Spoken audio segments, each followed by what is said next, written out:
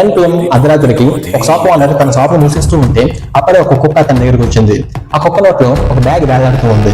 ఆ బ్యాగ్ లో డబ్బులు ఇంకా సామాన్ల లిస్ట్ ఉంది. ఇంకా షాప్ అతను అయితే డబ్బులు తీసుకుని ఆ లిస్ట్ లో ఉండే సామాన్లు అయితే ఆ బ్యాగ్ లో నింపాడు.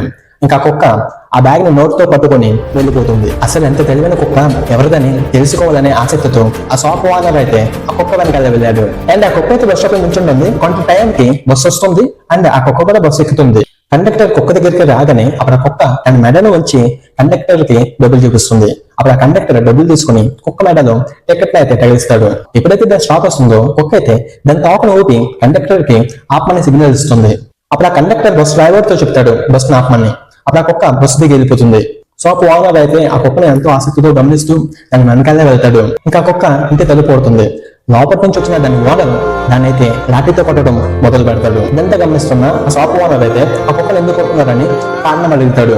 కుక్క ఓనర్ అయితే ఎలా అంటాడు, ఇది మా నిద్రని చెడగొట్టింది, కాలం దాంతో పాటు తీసుకెళ్లొచ్చు కదా. ఈ కథలో నీతి ఏంటంటే మనుషులకి మీరు ఎంత మంచి పనులు చేసినా సరే మీతో సంతృప్తి చెందరు. సో దానికి బదులు మనుషుల్ని సంతోష పెట్టడం మానేయండి. దాని బదులు మీ జీవితాన్ని మీరు హ్యాపీగా గడపండి.